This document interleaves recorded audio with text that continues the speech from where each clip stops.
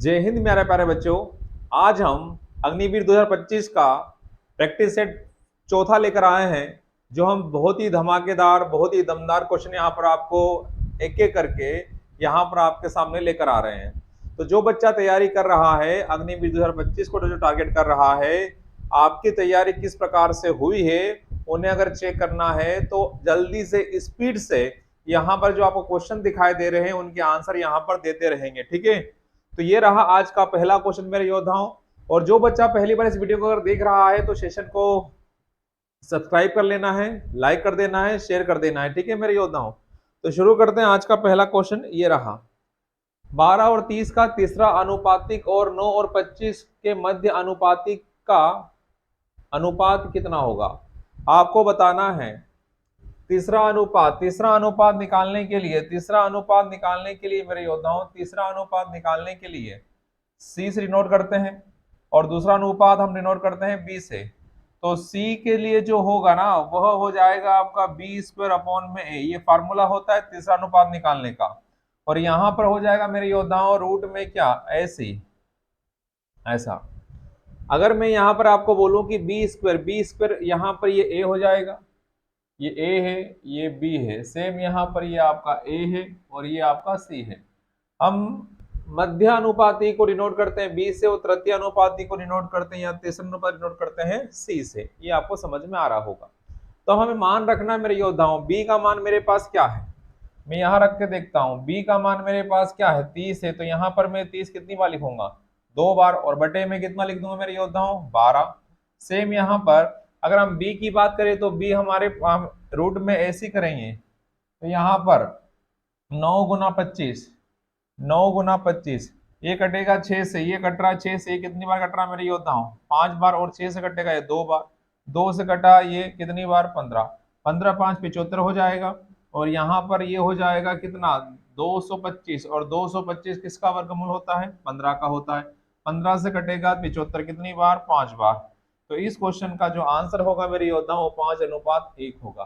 क्या इतनी बात सभी योद्धाओं को समझ में आ गई? क्या इतनी बात सारे योद्धाओं को समझ में आ गए? सेशन अच्छा अगर लगे तो शेयर करना है, लाइक करना है। और जो बच्चा पहली बार इस वीडियो को अगर देख रहा है तो चैनल को सब्सक्राइब कर लेना मेरे योद्धाओं। ठीक है, तो ये रहा आज का पहला क्वेश्चन जो हमने आपको बता दिया है। ये फार्मूला बेस्ड है। तीसरा अनुपात निकालने के लिए होता है B² A और मध्य अनुपात निकालने के लिए होता है रूट में AC। दोनों संख्याओं का गुणा करके रूट में लिख देते हैं। ठीक है, अगला क्वेश्चन वही है, यदि 36 पुरुष, फार्मूला जो है आपका मेरे योद्धाओं, फार्मूला जो है वो क्या है आपका M1 D1 T1, बार बार रिपीट होते हैं ये सारी बातें, और ये W1। सेम यहाँ पर M2 D2 T2 और यहाँ पर E2 और बटे में क्या लिखा मेरे योद्धाओं W2। तो 36 पुरुष, तो 36 लिख दिया मैंने यहाँ पर, देखो ये लिख दिया 36 पुरुष एक काम को, काम एक है तो बटे में लगा दिए, कितने घंटे में टाइम दे रखा 25 घंटे बराबर। तो 15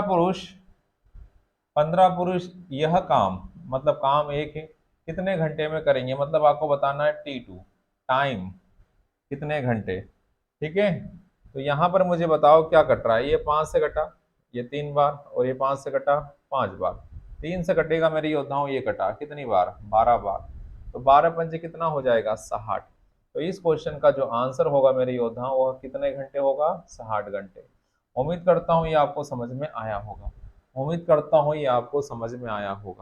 तो इस क्वेश्चन का आंसर कितना आ जाएगा मेरे योद्धाओं 60 आ जाएगा। कितना आ जाएगा 60।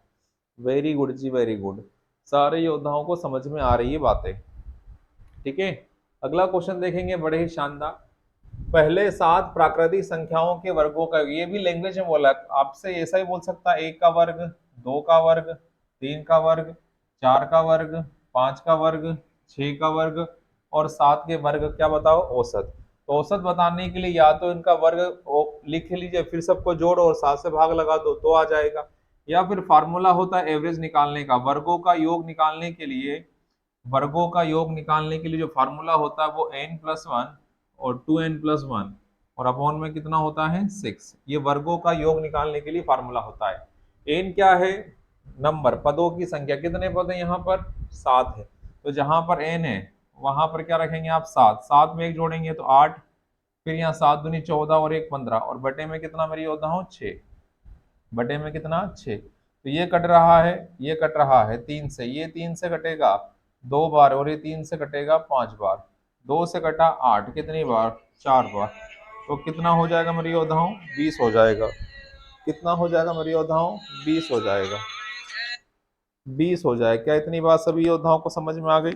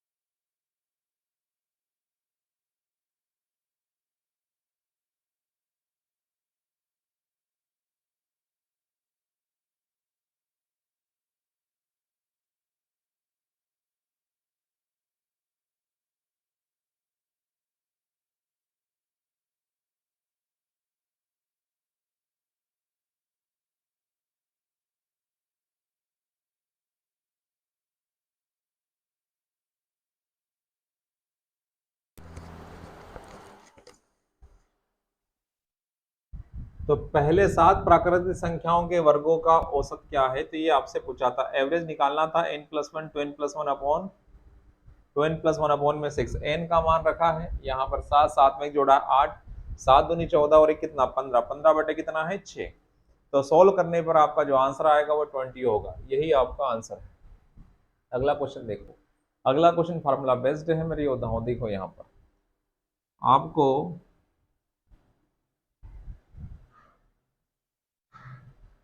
यहाँ देखिए ए क्यू माइनस बी क्यू क्या होता है मेरे योद्धाओं, ए माइनस बी, ए का स्क्वायर प्लस ए बी, ठीक है ऐसा लिख देता हूँ, और प्लस बी स्क्वायर।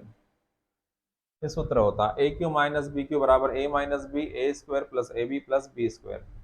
तो ये जो है आपको दिख रहा ना यहाँ पर, ये ए है, क्या है ये ए गुना ए क्यू, ये बी है, बी गुना बी, ये है आपका ए गुना ए, दो ए है, ये ए है ये ए है, ये आपका ए है ये बी है, ये बी है और ये बी है, ठीक है।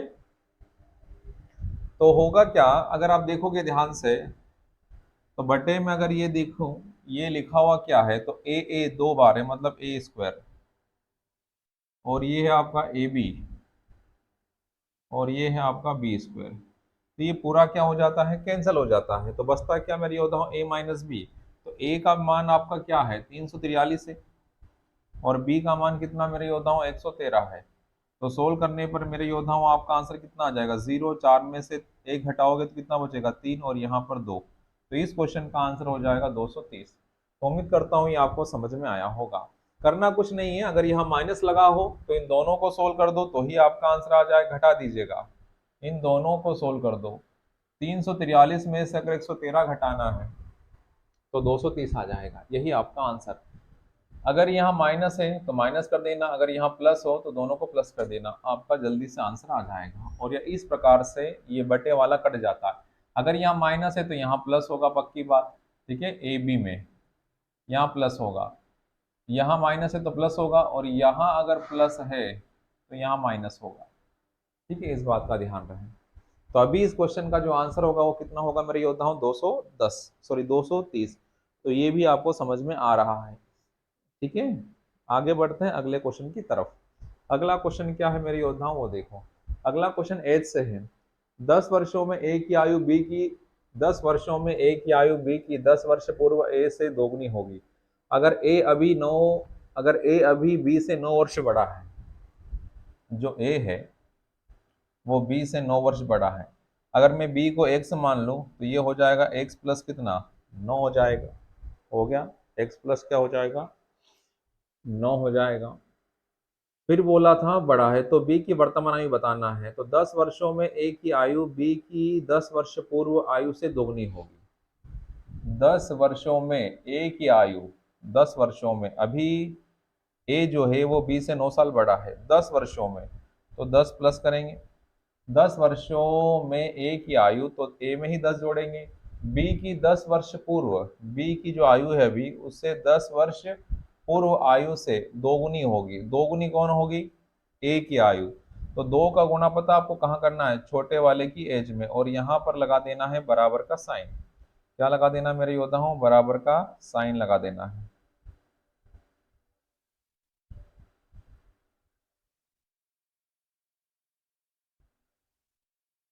ऐसा देखो, ये जो आयु है ये बी की वर्तमान है और ये ए की वर्तमान है, और उसने बोला कि 10 वर्षों में ए की आयु, 10 वर्षों में मतलब 10 साल बाद ले जाना, 10 साल बाद जो आयु होगी ना वो बी की 10 साल पहले की आयु का दुगना होगी। तो इसमें बड़ा कौन है, ए बड़ा है। तो हमें क्या करना है, जब भी 2 गुना 3 गुना 4 गुना जब बोलेगा ना, तो आपको गुना किस में करना है, छोटे वाले की एज में। जब छोटे वाले की एज में गुना करोगे ना तो ये दोनों आपस में कैसे हो जाएंगे, बराबर, तभी हम बराबर का साइन यहाँ पर लगा पाएंगे। अब कुछ नहीं, सोल्व हो गया क्वेश्चन। एक्स हो गया यहाँ पर और प्लस कितना हो गया 19, बराबर 2x माइनस का कितना हो गया 20। ये एक्स उधर जाएगा तो माइनस का होगा, तो x बराबर 20 और यहाँ पर 19, तो कितना हो जाएगा मेरे योद्धा 39। कितना हो जाएगा 39। तो x का वैल्यू कितना हो गया 39। x का वैल्यू कितना हो गया मेरे योद्धाओं 39। तो b की वर्तमान आयु क्या है, तो b की वर्तमान आयु हमने क्या मानी थी x, और x का मान कितना आया 39। यही आपका आंसर है, यही आपका आंसर है। इस x का मान अगर यहाँ रखकर देख लेंगे ना आप, तो दोनों को हल करने पर बराबर बराबर मिलेगा। 39 में से अगर 10 घटाओगे तो 29, 29 गुना 2 कितना 58 होगा। सेम यहाँ पर 39, 39 और 9 कितना होगा 48, 48 में 10 जोड़ोगे तो 58 हो जाएगा। देखो आया बराबर कि नहीं आया, आया ना मेरे योद्धाओं, आया। तो इसी प्रकार था, यहाँ से क्वेश्चन शुरू होगा, ये यहाँ से शुरू होगा और ऊपर की तरफ हम बढ़ेंगे तो ये क्वेश्चन सोल्व हो जाएगा। अगला क्वेश्चन देखो मेरे योद्धाओं, ये रहा, इनमें से सबसे बड़ी संख्या क्या है, इनमें से सबसे बड़ी संख्या क्या है। तो यहाँ पर आपके पास 2 है, यहाँ पर आपके पास 3 है, यहाँ 3 है, और यहाँ आपके पास कितना है 4 है। तो ऐसे क्वेश्चनों को हल करने के लिए क्या करना होता है, ये देखो, यहाँ पर अगर कुछ नहीं तो यहाँ होता कितना है 2 है, यहाँ कुछ नहीं तो कितना होता है यहाँ पर 2 होता है वर्गमूल में, ठीक है। तो हमें 2 3 4 का एलसीएम लेना है, 2 3 4 का क्या लेना है मेरे योद्धाओं एलसीएम। तो एलसीएम कितना आएगा 12, कितना आएगा 12। तो करना क्या है, जिस दो दो में हम किसका गुणा करें कि 12 आ जाए, तो इस आप गुणा करोगे 2 में किसका 6 का, तो यहाँ पर 6, तो पावर भी क्या बनाओ इसकी 6। 3 को 12 बनाना है तो गुणा 4 का, तो यहाँ पर भी पावर 4 बनाओ। 4 को बनाना है 12, तो यहाँ पावर गुणा 3 का, तो यहाँ भी कितना 3 का। तो अब होगा क्या मेरे योद्धाओं, तो अब खुद आप देखो, 2 की पावर 6, 2 की पावर 6 कितना हो जाएगा 64 हो जाएगा, और यहाँ पर कितना है 12।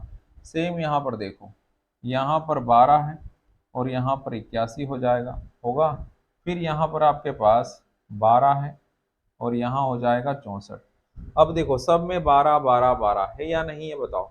अगर मैं थोड़ी देर के लिए आपसे पूछूं कि बताओ यहाँ √2 है, यहाँ √3 है, यहाँ √4 है, तो बताओ इसमें सबसे बड़ा कौन है, आप क्या बोलोगे, सर √4 बड़ा है, इसका मान बड़ा आएगा, क्योंकि यहाँ पर 2 है, यहाँ पर भी 2 है, यहाँ भी 2 है। अगर यहाँ पर सेम है करने में, ठीक है, तो जो नंबर बड़ा आपको दिखाई दे रहा है वो सबसे बड़ा संख्या हो जाएगी, और जो सबसे छोटा दिखाई दे रहा है वो सबसे छोटी संख्या हो जाएगी। तो इस क्वेश्चन का जो आंसर होगा वो क्या होगा मेरे योद्धाओं, इस क्वेश्चन का जो आंसर होगा वो क्या होगा, बी होगा। क्या होगा, बी होगा। खुद देखो आप, इसका मान 12 12 सब में आ रहा है, कुछ नहीं करना है, इन नंबरों का हमें क्या लेना है एलसीएम। 12 आया, 2 को अगर मुझे 12 बनाना है तो गुणा 6 का, तो यहाँ भी पावर 6 बनाओ, यहाँ भी 2 की पावर क्या बनाना है 6। 3 को अगर मुझे 12 बनाना है तो गुणा 4 करूंगा, तो यहाँ भी पावर क्या 4 का, पावर 4 बनाना है। 4 को अगर मुझे 12 बनाना है तो गुणा किसे करूंगा 3 का, तो यहाँ भी पावर क्या लगाऊंगा 4 की पावर 3। तो 2 गुना 6 कितना 12 है, 2 की पावर 6 कितना 64 है, 3 गुना 4 12 है, 3 की पावर 4 कितना हो जाएगा 81, 4 गुना 3 12 है, 4 का क्यूब कितना हो जाएगा 64। तो उम्मीद करता हूँ इसमें जो नंबर आपको बड़ा दिखाई दे रहा है वो सबसे बड़ा संख्या हो जाएगी, और जो इसमें छोटा दिखाई दे रहा है वो सबसे छोटी संख्या हो जाएगी। क्या इतनी बात समझ में आ रही है? हालांकि दो संख्या सेम है, लेकिन इसीलिए उसने क्या पूछा आपसे बड़ी, तो बड़ी आपका क्या हो जाएगा इसमें बी वाला ऑप्शन। ठीक है, उम्मीद करता हूँ आपको समझ में आया होगा। अगला क्वेश्चन है आपका प्रतिशत से। एक परीक्षा में 80% छात्र अंग्रेजी में उत्तीर्ण हुए, गणित में 85% और 75% दोनों अंग्रेजी गणित में मतलब पास हुए। ये पास होने वाले हैं, पास होने वालों की संख्या। तो यहां पर आपको क्या करना है, देखो ये इंग्लिश है और ये आपका मैथ्स है। वेन डायग्राम द्वारा इस क्वेश्चन को सोल्व करेंगे। यहाँ सब में पास पास है, तो दोनों सब्जेक्ट में जो पास हुए हैं उनका जो प्रतिशत है वह कितना है मेरे योद्धाओं 75 है। और इंग्लिश में जो बच्चे पास हुए हैं वह कितने परसेंट है 80% है। और मैथ में जो पास हुए हैं वह कितने हुए हैं 85% हुए हैं। अगर यहाँ पास है तो यहाँ भी मुझे पास होने वालों का परसेंटेज चाहिए, और है 80 में से अगर 75 ये हो गया तो बचा कितना 5। 85 में से अगर 75 घटाओगे तो क्या बचेगा 10। तो 75%, 5% बच्चे वे हैं जो केवल इंग्लिश में पास हुए, 10% बच्चे वे हैं केवल मैथ में पास हुए, और 75% बच्चे वे हैं जो दोनों में पास हुए हैं। तो 75 और 5 कितना होगा 80, और 10 कितना 90, 90% आया। सभी को जोड़ने पर कितना मिला मुझे 90%। और टोटल बच्चे एग्जाम देने के लिए कितने पहुंचे थे 100%। कितना पहुंचे थे 100%। तो घटाने पर मुझे क्या मिलेगा 10%। घटाने पर मुझे क्या मिलेगा 10%। तो उसने बोला अगर 40 छात्र दोनों विषयों में फेल हुए तो ये 40%, ये जो 10% है ना, ये दोनों सब्जेक्ट में फेल हुए हैं। और 90% में वो बच्चे शामिल है मेरे योद्धाओं जो 2 सब्जेक्ट में भी पास हुए हैं और कम से कम 1 सब्जेक्ट में भी यहाँ पर पास हुए हैं। लेकिन 10% बच्चे वे हैं जो दोनों सब्जेक्ट में क्या हो गए फेल हो गए। और क्वेश्चन में आपको बोला है कि 40 क्या है, ये क्वेश्चन वाले के अनुसार 40 बच्चे फेल हुए हैं और प्रतिशत के अकॉर्डिंग कितने फेल हुए दोनों में 10%। तो 40 हो गई वैल्यू किसकी 10% की, और हमें चाहते क्या है तो कुल मतलब क्या मानते हैं हम 100%। परसेंट से परसेंट कट गया, 0 0 कट गया, तो सोल्व करने पर आपका जो आंसर आएगा वह कितना आ जाएगा 400। क्या आंसर आ जाएगा 400। क्या ये बात समझ में आ गई सबको? क्या ये बात सभी योद्धाओं को समझ में आ गई? वेरी गुड, बहुत शानदार जी, बहुत शानदार। अगला क्वेश्चन है आपके सामने 6.46 का अंकिक मान, पॉइंट हटाओगे तो बटे में कितना 100। तो कहीं ऑप्शन दिख रहा है, दिख रहा है। तो आपका आंसर क्या हो जाएगा 646.100। बस, और क्या है। अगला क्वेश्चन आगे पूछा आपका 2/3, जब भी भिन्नों का एलसीएम से बताना है, जब भी भिन्नों का आपको क्या बताना हो, इसमें आपसे पूछा है एचसीएफ हाईएस्ट कॉमन फैक्टर। तो जब भी अगर आपको एचसीएफ बताना हो तो अंश वाले का हम क्या करेंगे, अंश वाले का क्या करेंगे एचसीएफ, और हर वाले का एलसीएम। अगर वहां एलसीएम पूछा होता ना तो ऊपर वाले का एलसीएम नीचे वाले का एचसीएफ। तो यहाँ देखो 2 8 64 का हमें क्या बताना है एचसीएफ। 2 8 64 ऐसा कौन सा नंबर है जो तीनों को काट दे, तो 2 ही काट पाएगा, इसके अलावा 2 से कोई बड़ा नंबर नहीं जो इन सभी को काट दे। तो 2 आपका क्या हो गया एचसीएफ। 3 9, 3 और 9 का एलसीएम 9, और 9 और 81 का एलसीएम 81। तो ये आ गया आपका आंसर 2 बटे कितना 81। तो जब भिन्नों का एलसीएम एच से पूछा ना, तो अभी तो आपसे एच से पूछा है, अगर एच से पूछा ना मेरे योद्धाओं तो अंश वाले का एचसीएफ लेंगे और हर वाले का एलसीएम। ठीक है, ये ध्यान रखना। अभी आपसे एलसीएम पूछा है। क्या इतनी बात सबको समझ में आ गई? Very good. अगला क्वेश्चन क्या है, अगला क्वेश्चन है कितनी दूरी तय करेंगे, दूरी बताना है। और दूरी बराबर क्या होता है चाल गुना समय। चाल आपके पास कितनी है 108 किलोमीटर प्रति घंटा, इसे कन्वर्ट करो मीटर पर सेकंड में तो 5/18। और अगर मैं समय की बात करूं तो कितना है 15। 18×5 = 90, 18×6 = 108, 6 बार कटेगा, 6×5 = 30 और 15 × 45, 450 मीटर। 450 मीटर, यही आपका आंसर है, यही आपका आंसर है। क्या इतनी बात सबको समझ में आ गई? जब भी चाल किलोमीटर प्रति घंटे में दे रखी हो और उसे कन्वर्ट करना हो मीटर पर सेकंड में, तो गुणा लगाना है 5/18 का, और हमें बताना है किसमें, हमें बताना है क्या, हमें बताना है क्या मेरे योद्धाओं, हमें बताना है कि कितनी दूरी तय करेंगे। ठीक है, कितनी दूरी तय करेंगे, क्लियर हो सभी को? अगला क्वेश्चन क्या है, किसी राशि पर प्रति वर्ष 8% ब्याज की दर पर P वर्ष के बाद साधारण ब्याज उस राशि का आता है, तो वह राशि क्या है? राशि निकाल ही नहीं पाओगे। देखो यहाँ पर SI बराबर, ये सूत्र होता है, साधारण ब्याज क्या है, साधारण ब्याज उस राशि का आधा है। अगर हम यहाँ पर x लिख दें और बटे में कितना 2, तो यहाँ पर x गुना r कितना लिख दूंगा मैं 8, और यहाँ पर कितना 6, और बटे में कितना 100। तो ये सब काट ही दोगे तो यहाँ से डाट क्या निकल कर आए, कुछ नहीं निकल कर आएगा। देखो कैसे राशि निकालोगे, निकाल पाओगे? नहीं निकाल पाओगे। तो कुछ भी नहीं निकल पाएगा यहाँ से। ठीक है, तो आंसर आपका क्या हो जाएगा? डी, अपर्याप्त जानकारी है। क्या निकालोगे बताओ मुझे? आप 1 से 6 काट दोगे, 2 से 100 काट दोगे 50 बार, फिर मान लो ये काट दिया आपने, यहाँ पर 4 हो गया, यहाँ पर 25 हो गया, क्या मिलेगा बताओ मुझे आप? कुछ नहीं मिलने वाला। इधर 25 आ गया, यहाँ 24, तो क्या है 25 बराबर 24, क्या है ये? कुछ नहीं ना, डाटा, डाटा अपर्याप्त है इसमें, तो आंसर आपका डी हो जाएगा। अगला क्वेश्चन, अगर एक वृत्त की त्रिज्या में 75% की वृद्धि हुई है तो इसकी परिधि में कितने की वृद्धि होगी? कितने की वृद्धि होगी? देखो अगर मैं बात करूं डिटेल, तो 75% का मतलब क्या होता है? 3/4 होता है। पहले उसकी त्रिज्या कितनी थी? पहले उसकी त्रिज्या कितनी थी? 4 थी। अब उसमें 3 की वृद्धि, तो कितनी हो गई? 7।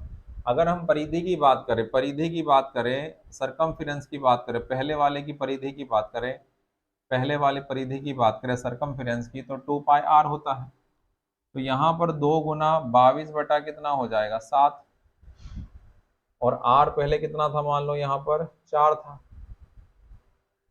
सेम यहाँ पर अगर हम दूसरे वाली परिधि में कितने 2πr, ये 1 है, ये 2 है मान लीजिए, तो 2 गुना 22 बटा कितना? 7, और गुना क्या हो जाएगा? 7।